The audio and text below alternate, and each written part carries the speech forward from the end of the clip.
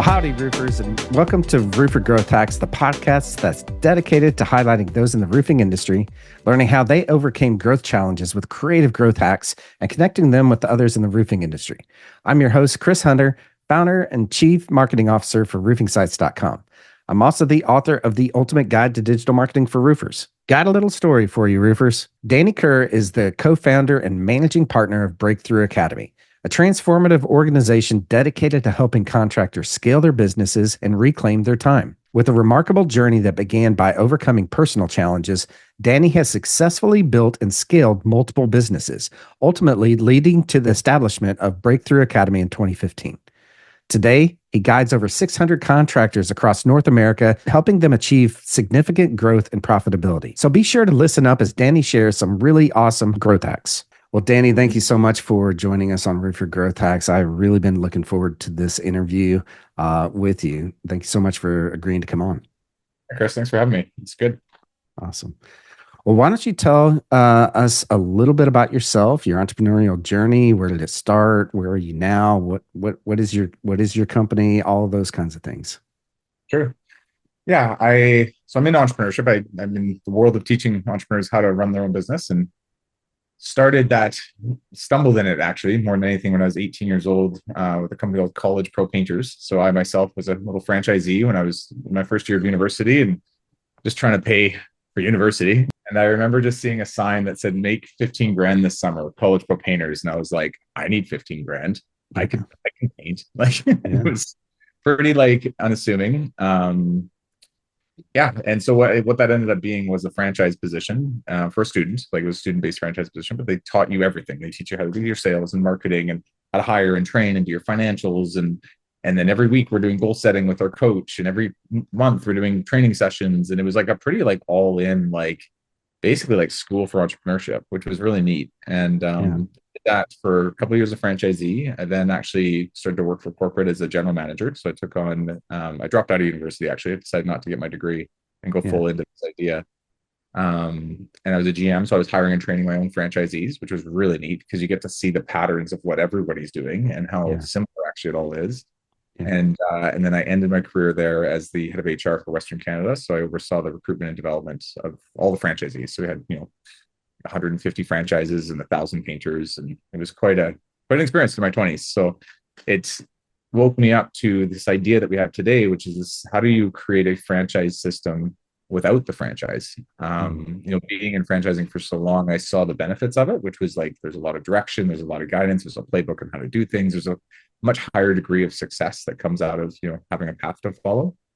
But there's also a lot of downfalls where a franchisee that's been with you for a few years might want to expand, but you've sold all the turf around them, so they can't. The brand that they're promoting and spending marketing money on promoting isn't truly theirs long term, and they can't change it, right?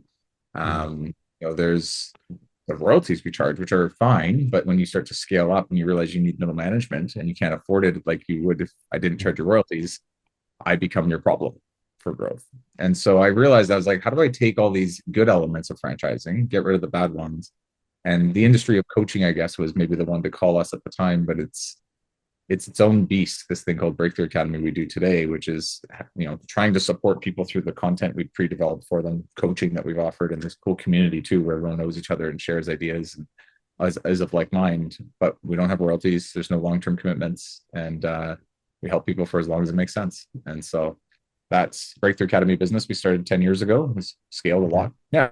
Now we've got, I think, 630 businesses we work with right now actively, and $2 billion under management. And it's cool. Yeah. It's super cool. That's awesome. Yeah. So who do you mainly work with? Right.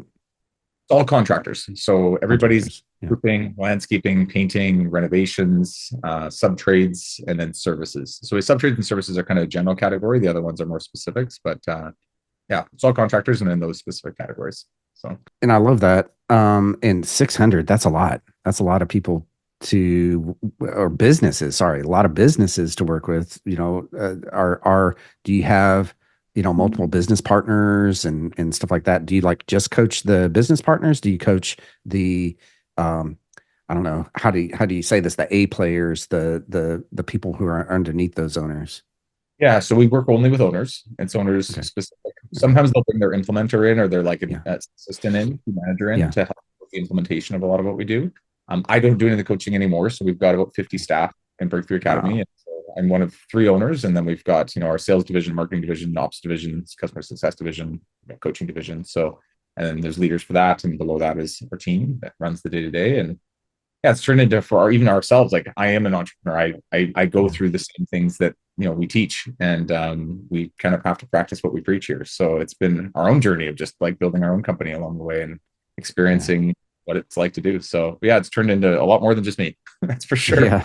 Yeah. And that's just a growth model right there, just by itself, right? Growing. So did it start out with just you or you and your partners? Pretty quickly, my partners. I think I started it within months. I had, so actually my partners are two people I used to work with back at college. For Okay. one actually used to be my boss, James Dale, and then the other one was my colleague, Igor Trinanich. And so we all have very different strengths. We all have very similar core values, and we all are used to working together. And so I'm the kind of wild ideas guy that's willing to go out there and just try anything and grind it 80 hours a week Yeah. to make it happen. Igor is very much the strategic, methodical executor. That's like, he's the implementer, makes things Okay. get done once well. And James, we call him the muscle, but he's the leader of leaders. He's leads most of our coaching team and does a phenomenal job, basically just overseeing the development of our actual coaches. So Super yeah. cool. Super cool. So who are the I mean contractors, but what level, do they come to you at, and what do you grow them to? So a lot of the people come at us in the $1 to $10 million range. So Yeah. they're not in startup mode, but they're also not at enterprise level yet. So they're Yeah. kind of in between.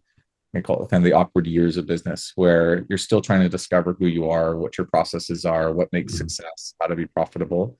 But you've got enough under your belt where you've kind of got through like the Darwinism side of entrepreneurship, where you've proven like you can grind and get Yeah. something done, and you can make money doing it and sustain a small business. So yeah, and they're all at this place where they're starting to realize like what's gotten me to this first level of success is no longer going to get me to this next stage. Yeah. Most of them are like me. They're very entrepreneurial people. They're very Mhm. charismatic. They're great leaders. They're very good problem solvers. They love the chaos a little bit, and they need to learn how to calm that chaos down and build structure and systems and processes. And it's a bit more like not their forte, so they avoid it for Yeah.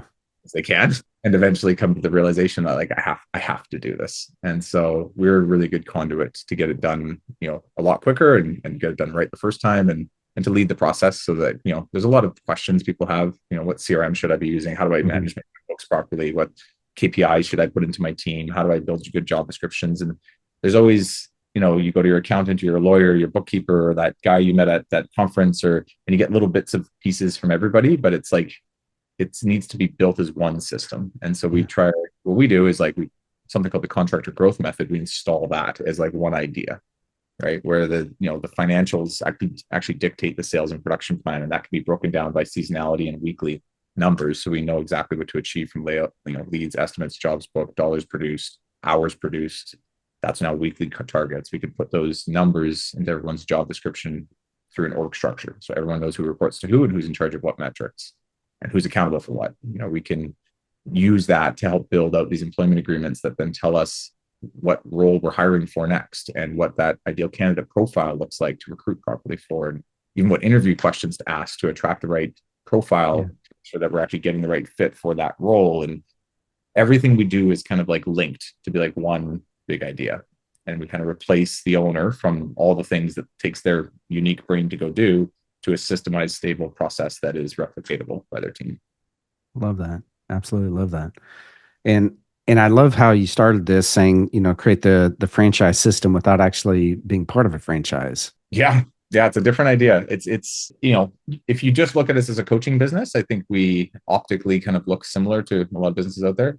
But what's Yeah. different is the internals is like we think and act as if these are all parts of our organization. And although we're not, and legally there's no legal binding anything, we think that way. And it helps us, build things for the Yeah. entire collective, right? So if Yeah. and we've done this in the last few years, like if we're having all of our members say we need standard operating procedures for roofing, and I know you have the concepts here and some example files and templates, it's great, but like I'm not going to go build this myself. We're Yeah. like, okay, well, let's go spend the next year and a half and install our best people into understanding the mechanics of every element of this roofing business, Mhm. document everything about it, and then we white label it, so that everybody in our membership can use it and we can build things once well. Hmm. And so we do a lot of that type of work as well. That's super cool. I love that. Um, so can you give us an overview of the framework that you do install to, each of these contractors? Sure. Yeah. And I was briefly describing it before, but basically we start everybody through a course called the Blueprint Program, where Okay. we lay out the framework. Hmm. The first step with all of them is we give them a master business plan, and where it's basically a big giant Google sheet, but Yeah. it helps them put their sales, their production, and their financials all in one place. So now we can see their like last year's financial actuals. We build a budget for next fiscal year. We can use that to then understand, what your revenue target needs to be for booking for work, because it's usually a little Mhm. higher than actual revenue target. We break that down to like lead flow required, estimates required, jobs required, and dollars Mhm. required. And then we, again, through seasonality, can actually break down how much you need to book per week for high Yeah. season and low season. And then we do the Yeah. same thing for production. So we could figure out how much production needs to be invoiced by week and how many labor hours need to be out there, whether it's subs, 1099s or W2s. Um, from those numbers, there's an org structure that gets developed. So an organizational structure based on KPIs, not based on just like what you do, but what you deliver on. So we call them deliverables. Yeah. And everybody will then use that to kind of think through, like, what's my head of sales actually in charge of? Okay, 6 reps. Okay, how much does each rep need to do in combination? What's that sales manager's actual like numerical goal? So it allows the Yeah. owner to have like key accountability with 3 or 4 people in their org, and then allows Okay. those people to drive the day to day, but all through numbers. We build dashboards for all this too, for each individual rep, Mm. so everybody knows what their goals are versus their actuals on a weekly basis. And now we can install something called GSNR. It's called goal setting and review. It's basically just a weekly cadence meeting. It's one-on-one with each major rep that each person's accountable for, and Yeah. allows you to kind of hold tension to these goals and coach people through, their year-end targets. Yeah. Uh, we put all this into their employment agreement, so it's all detailed extremely well. It's like a 15, 16 page, very robust agreement. Yeah.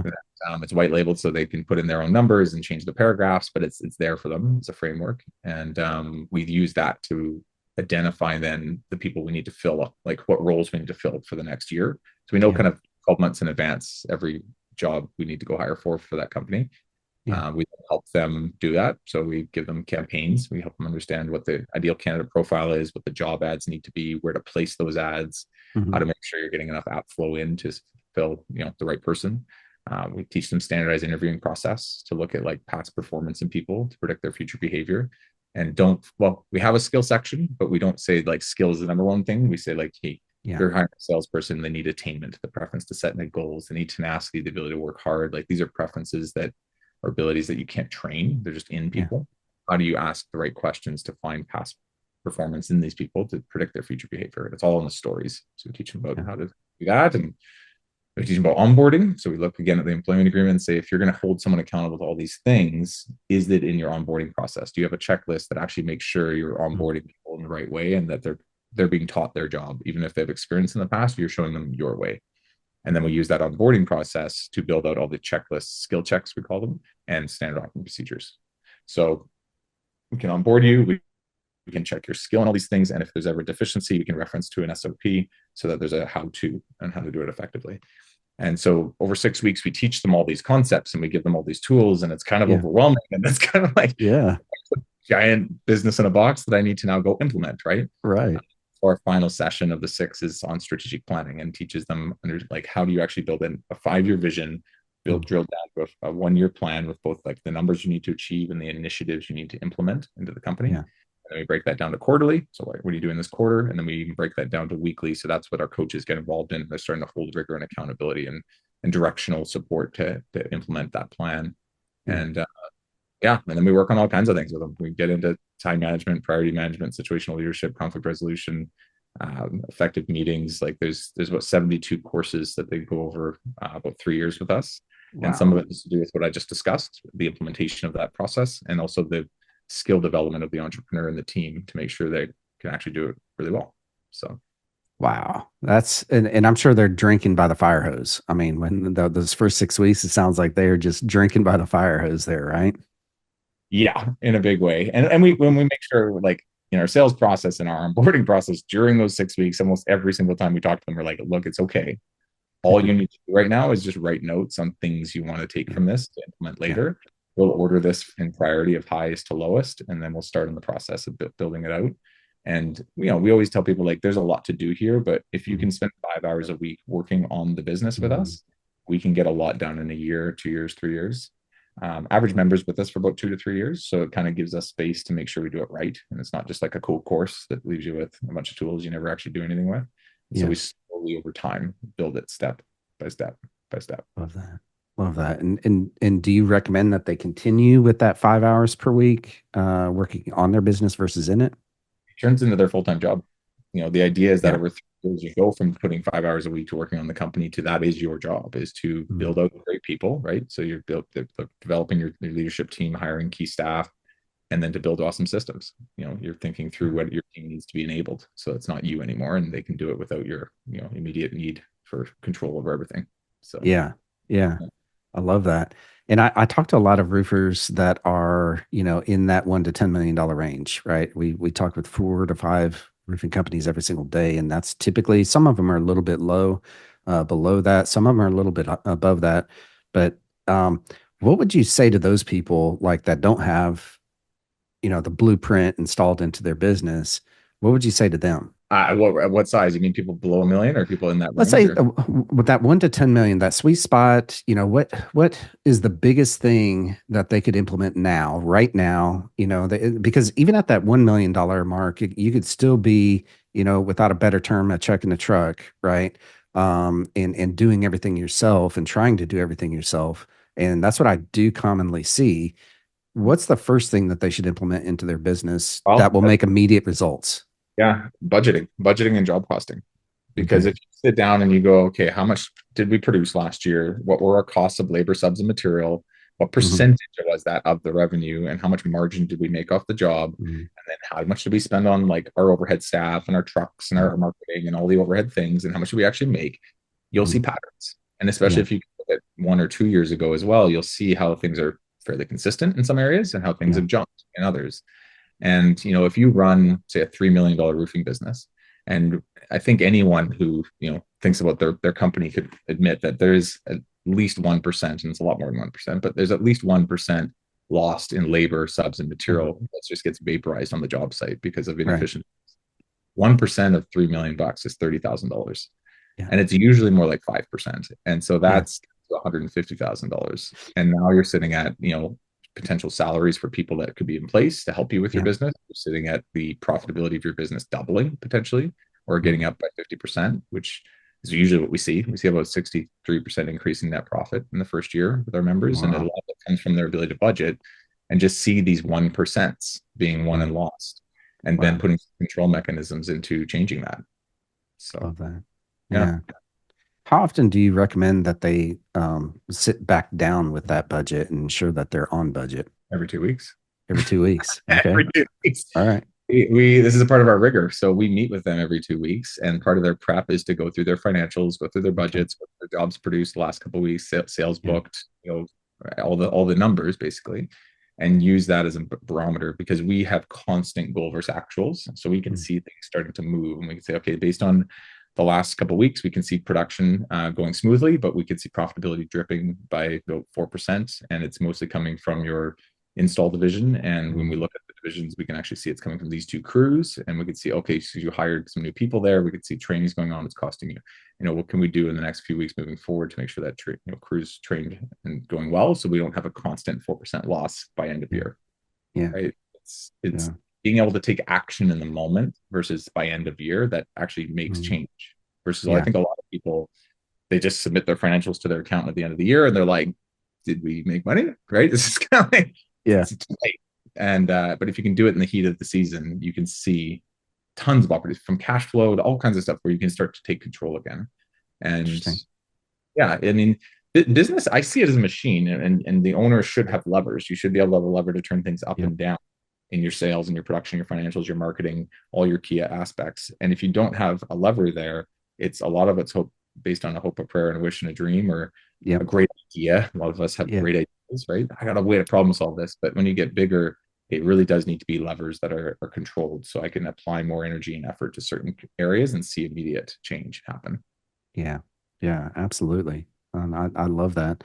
And by the way, what's funny is that we name all of our things internally here as machines. So we've got, the marketing machine. We've got, so that's I view that too. So I worked on this jet back here in the Air Force F-117, and that's what kind of ever since then, as I'm building a business, I'm thinking, okay, well, this is a little machine that feeds the overall system, right?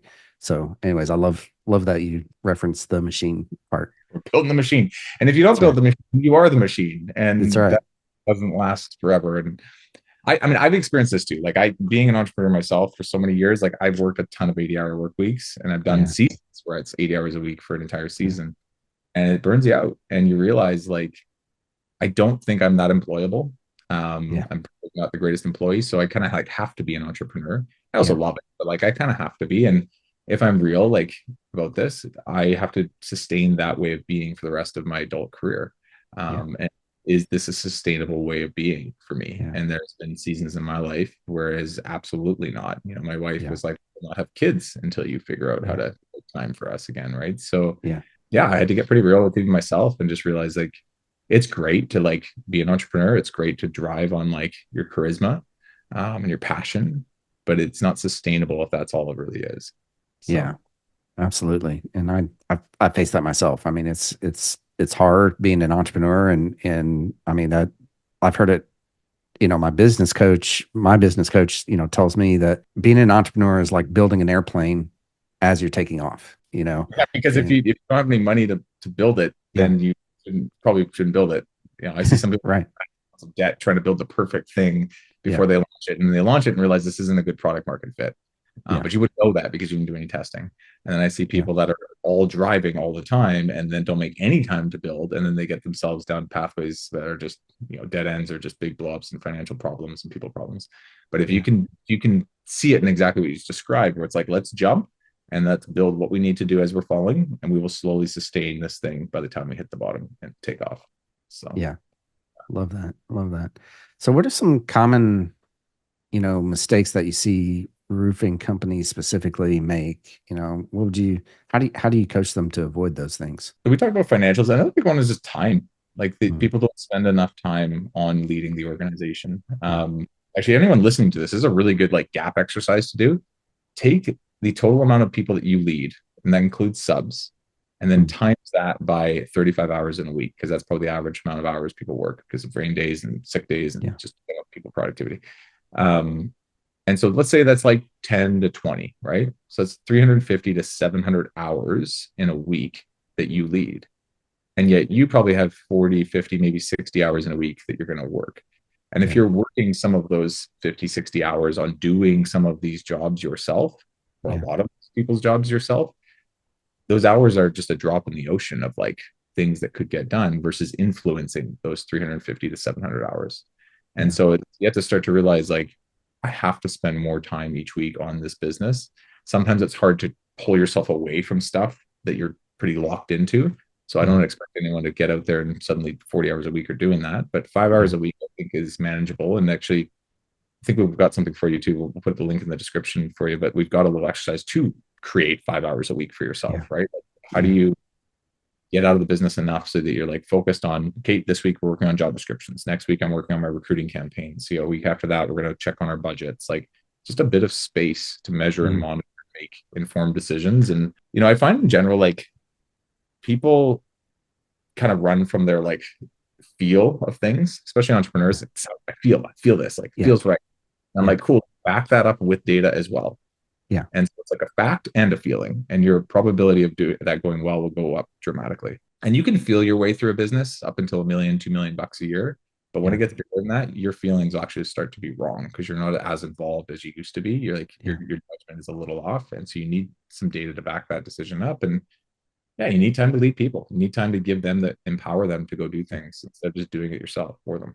So Yeah. Absolutely.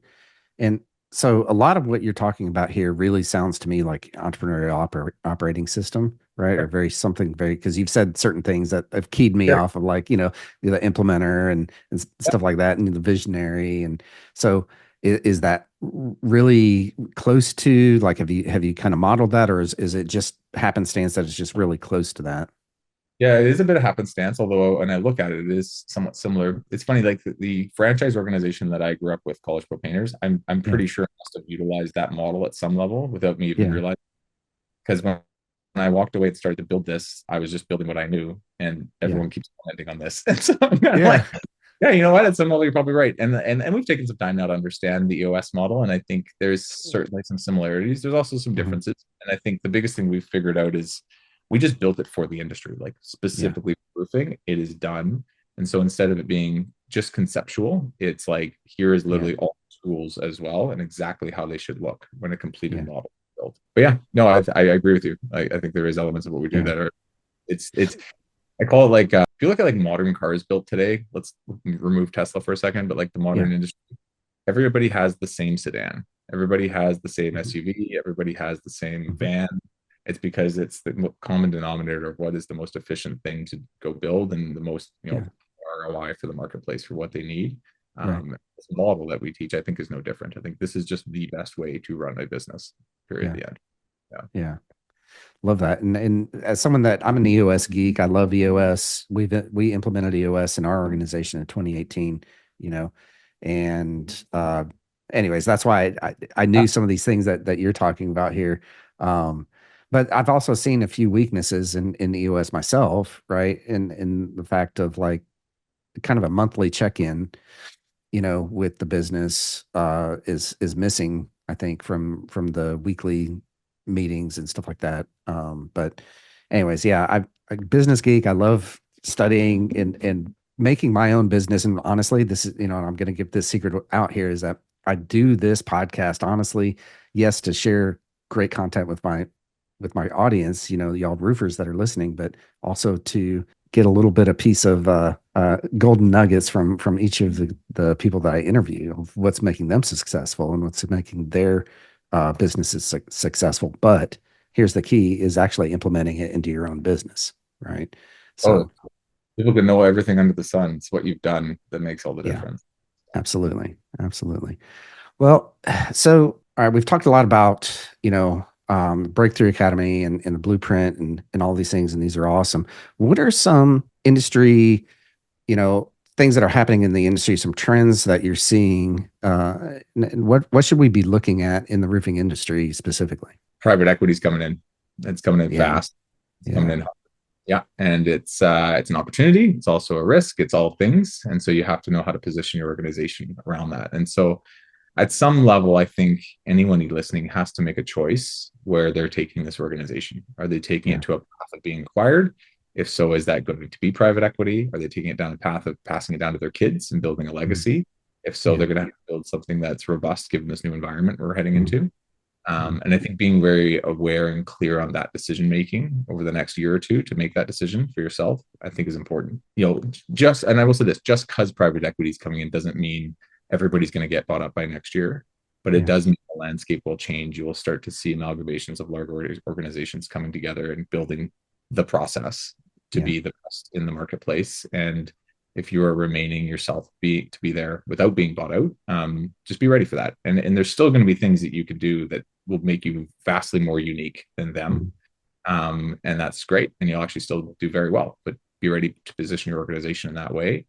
And then there's those who are like, you know what? I would love to get bought out. That would be amazing yeah, to have a good payout and to have a reward out of it. And maybe I can just have the backing and I can still drive it day to day, but have someone mm, deleverage my risk a little bit. And if that's the case, again, like prepare for that so you can get yeah, the best valuation and you can get the best multiplier and you can do well from it. And if you want more control, even though you're getting that payout, like be ready to sustain or be ready to build your business so you can sustain that while working yeah, with something like that. So yeah, I think everybody should read, a bit more about this, look into it if they haven't, and just understand the game. I know for me, the last couple of years, that's been a bit of an eye opener coming out of COVID and going to conferences and just seeing these private equity suits come around. I was like, what's yeah, this from to now like fully, seeing the good and the bad of it. And it is both. It's not one or the other. And being able to embrace it for what it is. And like anything in the marketplace, like find the opportunity that lies within sure. it. Yeah. Well, and I love how, the Breakthrough Academy and the blueprint and everything will actually honestly position you for either one of those things, I think, right? Either of those two scenarios. Because I've talked with roofers that, I mean, they've been in business for 50 years, built it completely off of referrals. But when they're trying to pass that over to their son, how do you do that? Right? Dad is no longer the guy in the service area. Yeah, at some level, they're the business, right? Yeah. Versus being an entity of itself. And I Yeah. agree with you. I mean, that's when we have members come in all the time. We don't care, like, what we teach is great. What's your Yeah. goals? Yeah. And what we're teaching is going to want to lead towards that. So some people want to franchise, expand geography, expand by Mhm. service type. Like you said, pass it down to their kids, prepare Yeah. for a acquisition or a sale. No matter what the end goal is, you still have to systemize the company so it's an Yeah. entity with something and can sustain itself. And yeah, then we work towards it. And away we go. Yeah. Love that. Love that. All right, Danny, thanks so much for all of these gold nuggets. We're going to pause here for just a second in between now and our lightning round, but we're going to pause to hear a message from our sponsor, roofingsites.com. Since 2018, roofingsites.com has helped roofers double their sales by getting their marketing right using the 4R roofing marketing system. If you're a roofing company owner wanting to grow your business, be sure to go to roofingsites.com and sign up for a roofing marketing strategy session with me. All right, we are back for our lightning round. We have one rule in lightning round and one rule only. You have 1 minute or less to answer each of the questions. You ready, Danny? That's it. Awesome. Okay, first question. What is your favorite personal hack? This could be a book, a podcast, whatever. Anything goes here. We're Roofer Growth Hacks. We brought it up earlier, but this idea of saving yourself 5 hours a week, right? Mhm. So it's being able to every year do an audit of your own time and make a list of everything you do in a week and circle the stuff that's highest time consumption but lowest skill. And that Mhm. becomes the stuff that for the next year you need to either delegate down to your existing team, automate through systems that may exist in the marketplace, or hire out as a full-time role. And if you Mhm. do that every single year, you can stay a little bit ahead of this like wave that comes of responsibility as your company grows, and it keeps you out of the minutia as the company gets bigger. So just an annual audit of like high time consumption, low skill activities that you can delegate down. And as you build your leadership team, to have them do the same exact thing for themselves. Ooh, I love that. I love that.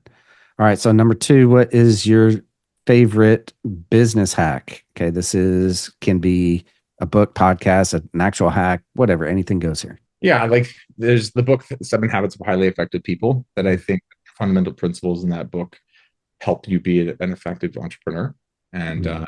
manager and leader of people. I think without it and trying to just do it through pure determination and hard work, you're going to miss on stuff. Your leadership ability will falter. Your time management, priority management ability will falter. And there's simple principles that are so effective. Like literally, have shaped like everything about who I am to this day. So Love yeah, that. I would say like read that book and take some of those principles this year into your life and use them.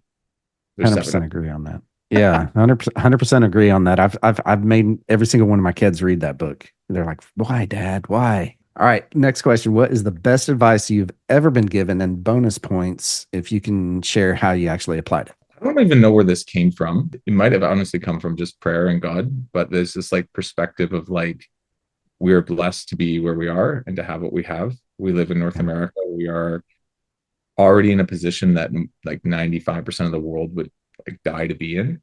And even in the most stressful moments, to go back to that one fact. And so I kind of keep it in this little saying I say to myself, I'm like, as long as I can eat, sleep, poop, and breathe, like I'm good. And Yeah. like everything that I think is trying to attack me and could kill me, and it's not Mhm. real. We live in North America. We are fine. And the stress, cortisol levels that go up when you're highly stressed because of financial problems or people problems or not enough time for yourself or family problems, they can all be solved. And they all usually are. If you look back in your life, you've been through stuff like this before, and it's your ability to make decisions in those hard moments that end up defining you, not those things themselves. Right. If you look at the hardest things you've ever been through in life that you conquered and got through and learned from, they kind of become the best parts of who you are. And if you look at the times you gave up and capitulated and ran away, they often become the worst parts about who you are. And so just be very conscious of your decisions during hard times. Know that you are fine and know that you're a product of your decisions, not of the things that are happening to you. Love that. Well, absolutely love that. That's awesome. All right, next question. How can the Roofer Growth Hacks family get in touch with you? How can we support you and encourage you moving forward, Danny? Cool. Two things. One, I think in the show notes, we have a free download for this like whole Mhm. save 5 hours a week. So if you download that, we can get to know you through that because you'll be putting in some of your info. And then if you just want to check us out, you can go to our website, theacademy.com. So B is in Bravo, T is in Tango, and then Academy, ACADEMY.com, and come see what we do. Well, Danny, thank you so much for joining us here on Roofer Growth Hacks podcast. Really enjoyed. I mean, I've got a whole page of notes here, of everything that I wrote down. So thank you so much for sharing all this great wisdom, these golden nuggets of wisdom with us. Hey, Chris, yeah, thanks for having me. Well, how about that, roofers? Was that pretty awesome or what? I know that I have full page, of course, of notes that I took away from this episode and that I'm going to most likely implement into my own business, because that's the great thing about this podcast is that I get to learn all sorts of great things and implement them in my own business. The first is kind of a mindset thing that was very subtle that he talked about at the very beginning of the episode. And he says that he takes businesses and creates a franchise system in that business without actually being a franchise. This is huge, right? This is absolutely huge. If you can think about your business and create it with the end in mind of being a franchise, right? Of creating your own franchise and creating all of those systems, because that's really what a franchise is. It's a whole collection of systems, of SOPs, of documents, of how you do things and how you run things, right? But if you built that in your business without actually having to pay franchise fees, right, which get very expensive and can really hold you back, like he talked about, that's just huge. That's absolutely huge. And any business that can actually do that is much more sellable, right? Or even better, if you want to keep it within your family and you want to pass it over to family members, as you retire, your sons, daughters take over your business. If it's systemized, okay, then it's a lot easier for them to do that, or for you to sell it, whichever that is your choice. Okay. But that gives you a choice in order to do that. You can't imagine how many people that I talk to on a daily basis that have very little systems documented in their business. Okay. So they don't really have these systems. They have it in their head, but they don't have it on paper. So that's absolutely huge, right? And he talked about the E-Myth, that you should absolutely read the E-Myth, okay, in order to help with this whole systemization process there. By the way, I recommend that if you're not part of the Breakthrough Academy with Danny, you've got to look into that, because they have the SOPs. They have all of these things already for you, right? And they're just going to shortcut absolutely all of this work, because guess what? It is a lot of work in order to systemize your business. He also talked about how private equity is taking over, right? I asked him what the industry trend is, that we should be looking at. And he's talked about private equity. That's something to think about, and it's something to keep in your back of your mind as you are building your business. And that goes right back around to creating that franchise system within your business, right? Creating that systemized business. It just makes you more attractive if you do want to sell, right, to private equity. But it also gives you the ability to help compete with them, because guess what? They're going to have deep pockets, and they're going to have these systems, and they're just simply going from one company to the next company to the next company and applying the same systems in each one of these companies. Okay. So in order to compete, you probably do need to be part of that Breakthrough Academy. And I highly, highly recommend that. Last, right? And I started this right here is read The 7 Habits of Highly Effective People by Stephen Covey. That's just, I like I mentioned, I have my kids read that. They didn't understand at first, right? But that book that was written, I don't even 20, 30 years ago, right, has principles in it that we as business owners should have as habits, right? And that's why it's called 7 Habits of Highly Effective People. We should have those as habits in everything that we are doing. And this is a reminder to myself to go back and re-review that book. I'm pretty sure I read that in 1996, right? When I went to Texas A&M University. That was one of the books that was recommended by one of my professors. We all read it together, that kind of a thing. So I highly, highly recommend that you read that. And again, I'm talking to myself here. Well, that's going to do it for another episode of Roofer Growth Hacks. I hope you enjoyed this episode and that you connect with Danny online. All of his contact information is going to be down below. I hope that you also connect with me on LinkedIn or Instagram or YouTube or Facebook, wherever. I'm everywhere. All right, go and find us. Go to roofingsites.com. And while you're there, you can listen to other previous episodes. I want to give a huge shout out to our sponsor, roofingsites.com. Since 2018, roofingsites.com has helped roofers double their sales by getting their marketing right using the 4R roofing marketing system. If you're a roofing company owner wanting to grow your business, be sure to go to roofingsites.com and sign up for a roofing marketing strategy session with me. Also, this past year, I published my book, The Ultimate Guide to Digital Marketing for Roofers. If you're a roofing company owner and you don't have this book in your hands, I will send you a free digital copy. Just go to go.roofingsites.com and I'll send you a copy of my book. Well, roofers, join us next time when we connect with another great roofing entrepreneur and learn how they hack their growth. Until then, I'm Chris Hunter. Thanks and gig 'em.